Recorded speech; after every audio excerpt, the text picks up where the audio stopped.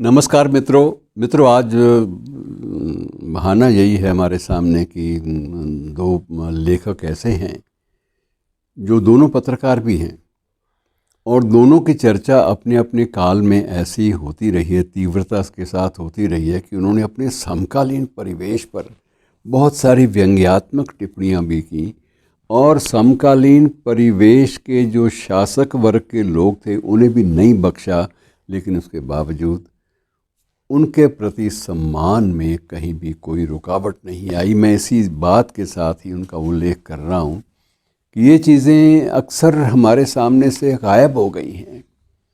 अब ये है कि जो टीका टिप्पणी कर दे, कटु आलोचना कर दे, वो हमेशा खारिज होने के कगार पे होता है।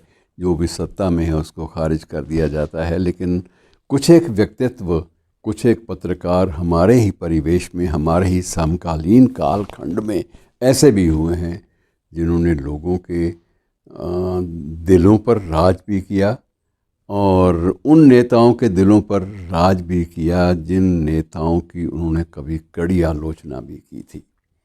इन्हीं में से एक थे चो रामास्वामी। अब चो रामास्वामी नाम भी एक बड़ा अजीब सा लगता है। मुख्य रूप से नाम तो श्रीनिवासा अय्यर रामास्वामी था, लेकिन चो के नाम से ये था कि जब वो रंगमंच पे आते थे तो उस वक्त रंगमंच के उनके बहुत सारे नाटकों में एक करैक्टर आता था, एक पात्र जिसका नाम था चो, CHO।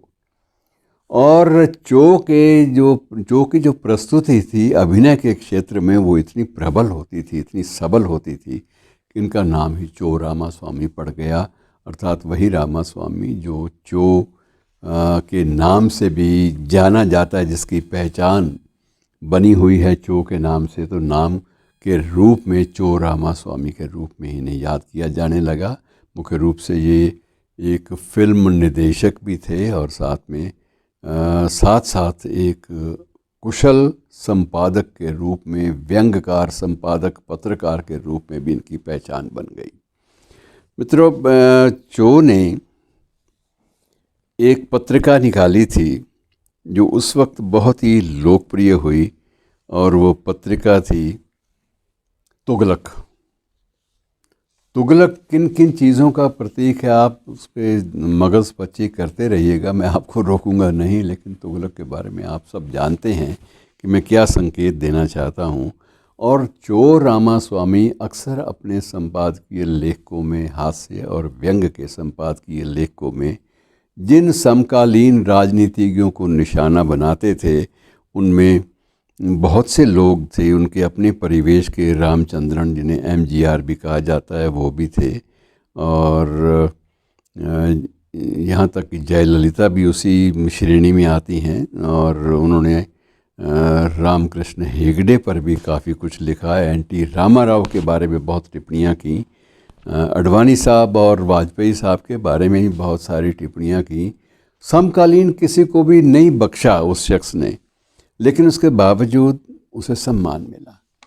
उन्हें न केवल राज्यसभा में भी मनोनयन उनका हुआ, बल्कि उन्हें बाकायदा एक सरकार की ओर से पद्म भूषण का सम्मान भी दिया गया। यद्यपि वह मरणोपरांत दिया गया था, लेकिन एक सम्मान का एक प्रतीक होता है जिसे स्वीकार किया गया। राज्यसभा में बहुत लंबे अरसे तक उन्हें बनाए रखा गया। 16 नवंबर 1999 में उनका नामांकन हुआ था और वह 2005 तक उसी पद पर बने रहे। और उस काल में भी राज्यसभा में अपनी एक सांसद की भूमिका में जो टिप्पणियाँ चो रामास्वामी ने की उनके एजेंडे पर, लोग कहते थे कि इसके रडार पर कोई ना आएगा, क्योंकि ये किसी को बख्शता नहीं है। इसकी सख्त टिप्पणियाँ चिदम्बरम के ख़िलाफ़ भी हैं, इसकी सख्त टिप्पणियाँ जो हैं वो MGR के ख़िलाफ़ तो हैं ही, और इसने वाजपेयी जी को भी नहीं बख्शा। तो जो व्यक्ति एक तटस्थ भाव से व्यंग्य की रचना कर सकता है और व्यंग लेख लिख सकता है, उसे लोकप्रियता बेहद मिली भी। और मिलने के साथ साथ विरोधियों ने भी उसे नमन किया कि ऐसी शख्सियत जो अपनी कड़ी आलोचना के, कड़ी आलोचक दृष्टि के बावजूद हमें स्वीकार्य है। हम उसको बिना पढ़े, बिना उसको देखे या बिना पढ़े या बिना सुने हम रह नहीं पाते। तो ऐसी शख्सियत को नमन करना जो है वो समकालीनों का दायित्व भी होता है। स्वयं अटल जी ने भी अपने काल में, उन्हीं के काल में राज्यसभा में गए थे और अटल जी ने स्वयं कहा था कि मैं इनके प्रशंसकों में से एक हूँ। बेशक मैं इनके रडार पर रहूं, लेकिन प्रशंसक मैं हूं। और मुझे जहाँ तक जब भी अवसर मिलता है, इनकी कोई भी कृति जो है, कोई भी इनका जो लेख है या इनकी तुगलक पत्रिका के अनुदित जो अंश मुझे मिल जाते हैं, मैं उन्हें पढ़े बिना रह नहीं सकता। तो ये एक प्रकार से कुछ एक विशेषताएं होती हैं कुछ एक शख्सियतों में, जिन्हें स्वीकार किया जाना चाहिए, जिनका सम्मान किया जाना चाहिए। ऐसी एक समकालीन शख्सियत है बाबूराव पटेल।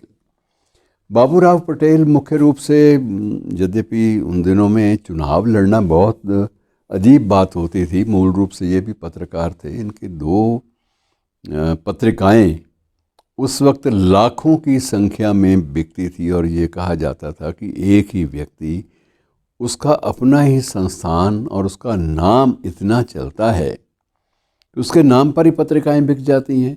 एक पत्रिका थी फिल्म इंडिया और दूसरी थी मदर इंडिया। मदर इंडिया में एक कॉलम, एक स्तंभ होता था प्रश्नोत्तर का, और लोग मदर इंडिया को इसलिए ख़रीदते थे कि इसमें जो प्रश्नोत्तर का जो कॉलम है वो इतना रुचिकर है कि उसे पढ़े बिना रहा नहीं जा सकता। और उसे जब भी कभी आप यात्रा के दौरान, रेल यात्रा के दौरान या कहीं भी फुर्सत के क्षणों में आप पढ़ेंगे तो आप 10 से 1 पढ़ के अंदर ही अंदर आपको एक सुखद अनुभव होगा, आपको आनंद भी आएगा और उसके बाद आप छोड़ देंगे कि बाकी सारे अभी ना पढूं। क्योंकि ये जब भी पढ़ते हैं, एक पाठक के रूप में कोई भी पढ़ता है, तो उनको अंदर से एक सुकून सा मिलता है। तो इसलिए प्रश्नोत्तर कॉलम, प्रश्न और उत्तर, ये कोई बात बड़ी नहीं होती, लेकिन एक ही पत्रिका के हर अंक में, मदर इंडिया के हर अंक में लगभग 300 प्रश्नों के उत्तर अकेला आदमी वो दिया करता था। और हर बार लोग कहते थे कि हर बार ये इतने विटी, इतने विट से भरे हुए, इतने चतुराई के साथ इतने प्रश्नों के उत्तर कैसे कोई व्यक्ति दे सकता है, ये भी एक आकलन में आता नहीं है। और बाबूराव पटेल के बारे में एक बात और आपको बता दूं कि अब तो भाजपा है, उस वक्त जनसंघ, भारतीय जनसंघ के नाम से इसका जो पुराना जो अवतार था भाजपा का, उसका नाम था भारतीय जनसंघ। तो भारतीय जनसंघ के टिकट पर श्रीमान जी ने चुनाव भी लड़ा। और चुनाव क्या लड़ा, जब भारतीय जनसंघ को कुछ ज़्यादा लोग जानते नहीं थे, श्रीमान जी उसमें जीत भी गए। और जीते इसलिए कि बाबूराव पटेल लड़ रहा है। तो बाबूराव पटेल अपने आप में एक पत्रकार के रूप में, एक लेखक के रूप में इतने लोकप्रिय हो गए थे कि वो चाहे किसी भी दल से लड़ें, लोगों ने बाबूराव पटेल को वोट देना है। और भारतीय जनसंघ के टिकट पर ये बाकायदा लड़े थे और जीते। और उसके बाद वहाँ भी लोकसभा में, ये लोकसभा का चुनाव जो 1967 में हुआ था उसमें जीते थे। और लोकसभा में बाकायदा इनकी जो देन होती थी वो बड़ी गज़ब की होती थी। और मूल रूप से महाराष्ट्रियन थे और चुनाव कहाँ से जीता, मध्य प्रदेश से। तो ये भी एक वैशिष्ट्य होता है कि व्यक्ति अपने भौगोलिक दायरों से बाहर आकर भी लोकप्रियता और सम्मान अर्जित कर लेता है और अपने लिए एक विशेष जगह बना लेता है सामाजिक क्षेत्र में और एक राजनीतिक क्षेत्र में भी, ताकि उसकी टिप्पणियाँ जो हैं वो लोग सुन सकें, उसके लिखे हुए लेख लोग देख सकें, अपने प्रश्नों के उत्तर में लोगों को जो जो सुकून उस शख्स ने बांटा है उसको भी नमन कर सकें।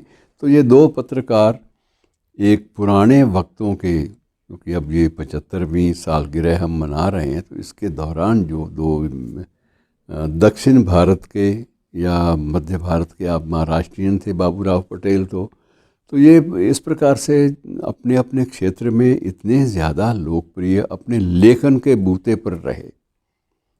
इसलिए इनको नमन करना, सलाम करना बहुत ज़रूरी लगता है। और कभी कभी ऐसे पात्रों को, ऐसे लेखकों को, ऐसी प्रतिभाओं को याद कर लेना चाहिए। धन्यवाद।